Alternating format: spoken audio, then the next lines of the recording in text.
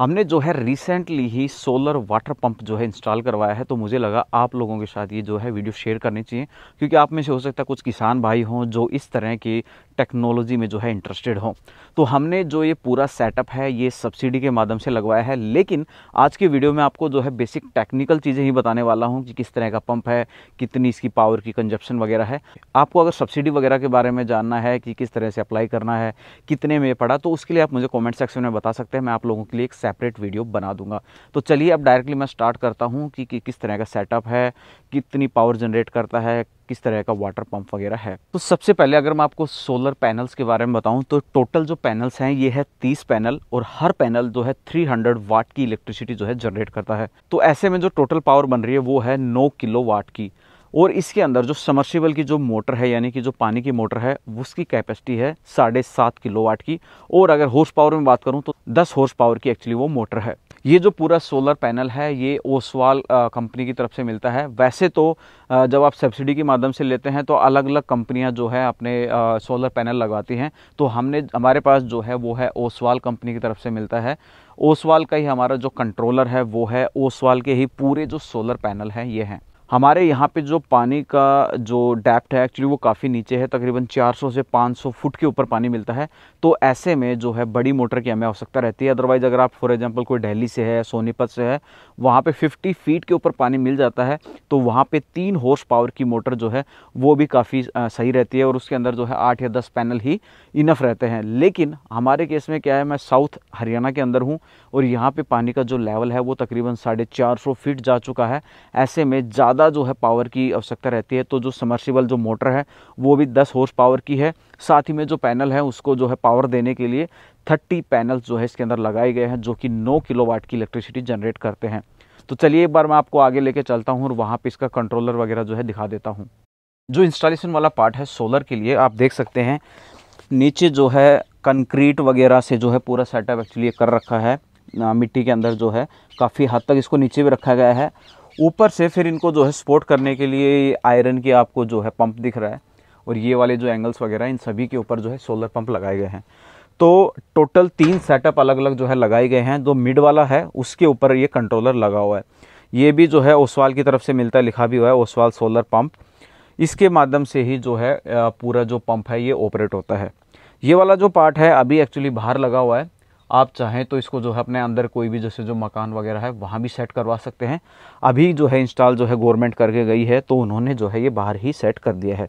मैं आपको इसका एक बार सेटअप जो है क्लोज से दिखा देता हूँ किस तरह काम करता है। इसमें जो है यहाँ पे कुछ सेटअप्स हैं जिनका हमें जो है कोई यूज़ नहीं है। हमारा जो मेन काम है ये जो बाहर जो स्विच लगा हुआ है इसी से हो जाता है। आप देख सकते हैं अभी ये ऑफ पे है, तो हमें सिर्फ इसको ऊपर करना है। जैसे ऑन करते देखिए यहाँ पे रीडिंग जो है दिखना स्टार्ट हो गई है कि पंप ऑन हो गया है।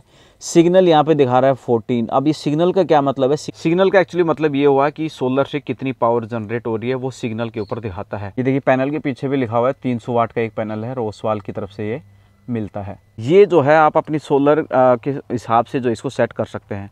नीचे से जो है ऑप्शन होता है कि आप आराम से इसको घुमा सकते हैं। फॉर एग्जांपल सुबह का टाइम है तो उस डायरेक्शन में इसको रख सकते हैं। शाम का टाइम हो गया तो आप इसको जो है राइट में घुमा सकते हैं। तो घुमाने से फ़ायदा ये होगा कि आपको जो सिग्नल जो स्ट्रेंथ है, या बोल सकते हैं कि जो सोलर की एनर्जी है वो ज़्यादा मिलेगी।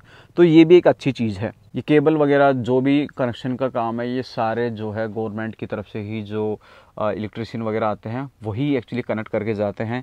प्लस ये जो इंस्टॉलेशन वगैरह का काम है सारा काम एक्चुअली गवर्नमेंट करके जाती है। हमें अपने एंड से कुछ भी करने की ज़रूरत नहीं होती है। गवर्नमेंट अपने जो भी टेक्नीशियन होते हैं या जो भी प्रोफेशनल्स होते हैं वो लोग ये भेजते हैं, सारा काम एक्चुअली वो करके जाते हैं। लेकिन आप एक चीज़ देख सकते हैं कि ये पैनल जो है अपने आप में तकरीबन काफ़ी जगह जो है घेरते हैं। तो ऐसे में आपका कुछ एरिया जो है खेत का वो कवर हो जाएगा, आप उसमें फसल नहीं ले पाएंगे। लेकिन इन पैनल्स के नीचे आप छोटी चीज़ें उगा सकते हैं, जैसे कि अगर हो गया पालक हो गया या टमाटर वगैरह, कुछ छोटी मोटी खेती का काम आप इनके नीचे कर सकते हैं। और जब उनको धूप की आवश्यकता हो तो आप इनको पैनल को जो है घुमा सकते हैं, जिससे कि नीचे भी उन पौधों तक भी जो है सोलर या जो सूरज है वो पहुँच पाए। अब ये जो कंट्रोलर है इसकी एक अच्छी बात यह है कि इसके अंदर जीपीएस सिस्टम ऑलरेडी इंस्टॉल्ड है। यानी कि अगर जैसे चोरी वगैरह हो जाता है, कोई सोचे कि यार मैं पूरा सेटअप जो है चोरी कर लेता हूँ, तो उस केस में इसके अंदर जो है जीपीएस सिस्टम लगा हुआ है, तो उसकी जो लोकेशन है वो हमें पता चल जाएगी कि यार फ़िलहाल जो है वो कहाँ पे है। लेकिन अगर कोई चोर थोड़ा ज़्यादा शातिर है यार, सोचता है कि इस पैनल कंट्रोलर का मैं क्या करूँगा, सिर्फ पैनल लेके जाता हूँ, तो उस केस में पैनल जो है बड़ी इजीली काम कर जाएंगे। बट अगर पूरा सिस्टम अगर कोई उखाड़ के लेके जाता है तो वो किसी और लोकेशन पे भी काम नहीं करेगा, क्योंकि ये जो सिस्टम है इसी जीपीएस जो लैंगिट्यूड एंड लॉटिट्यूड पे जो है सेट है, यहीं पे ये सिस्टम काम करेगा। किसी और जगह पे अगर इसको लेके जाएंगे तो वो काम नहीं करेगा। ये वाला जो पार्ट है ये एक्चुअली जो है जो आसमानी जो बिजली होती है उसके लिए जुगाड़ होता है, क्योंकि अगर डायरेक्टली इन पैनल्स वगैरह के ऊपर गिर जाती है तो इनको जो है ब्रेक होने का या ख़राब होने का डर होता है।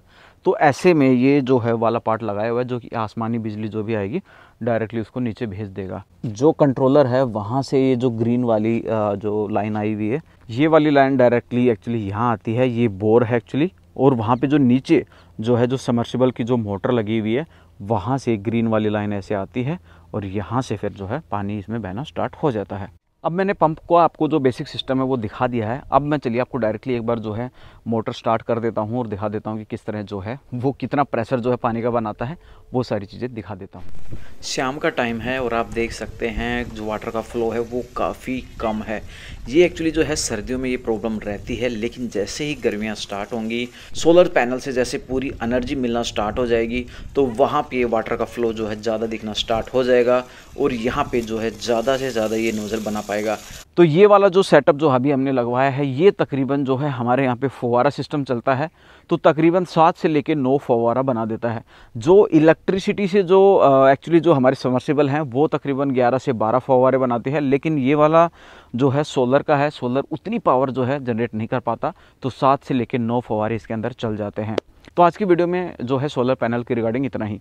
आपको इसकी और जानकारी चाहिए कि यार कैसे आप लोगों ने जो है सब्सिडी के लिए अप्लाई किया, कितने % की सब्सिडी थी, कितने पैसे में लगा, तो ये सारा जो आपकी डिटेल है मैं आपको एक अलग वीडियो में जो है दे सकता हूँ।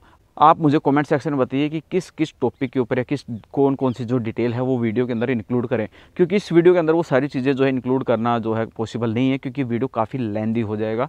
तो आज बस सिर्फ मैंने आप लोगों को बताया है कि किस तरह जो है सोलर पैनल हमने लगवाया है, कितनी पावर वगैरह जनरेट करता है। तो आज की वीडियो में इतना ही, मिलते हैं नेक्स्ट वीडियो में, तब तक के लिए बाय बाय।